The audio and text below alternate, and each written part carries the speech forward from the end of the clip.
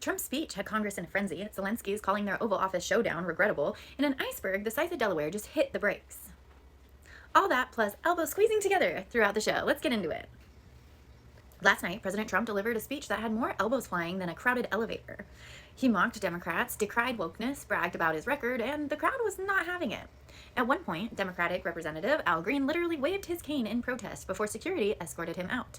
Other Democrats held up signs that just said false. Meanwhile, Trump called Senator Elizabeth Warren Pocahontas and told Democrats that they wouldn't cheer even if he cured a deadly disease.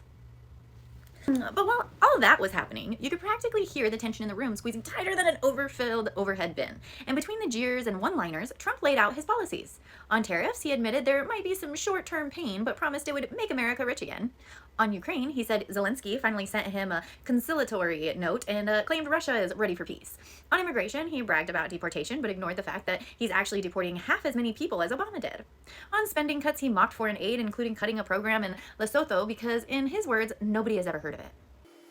The speech lasted over 100 minutes, making it the longest modern-day address to Congress, and while Trump called it a historic success, Democrats fired back, with Senator Elissa Slotkin saying his policies will make America pay in every part of their lives. And speaking of paying up, Trump's tariffs on Canada, Mexico, and China officially went into effect at midnight.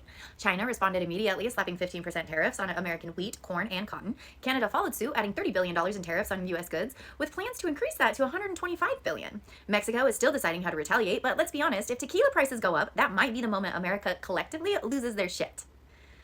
Meanwhile, Ukrainian President Vladimir Zelensky is still fuming after last week's disastrous White House meeting. He called it regrettable and said Ukraine is now ready to negotiate peace. But critics worry Trump is essentially forcing Ukraine into talks by pausing military aid, which, if you ask Putin, is exactly what he's been hoping for. And finally, let's talk about something that won't get caught up in political gridlock: an iceberg the size of Delaware. The largest iceberg in the world, we're talking 4 times the size of New York City, just ran aground after drifting aimlessly for months. Scientists say it's now stuck near Antarctica, which is great news if you were worried about a real-life Titanic 2.0. That's your quick hit of today's top stories. Stay sharp, stay informed, and stay positive, and don't forget to check out what's going on tomorrow.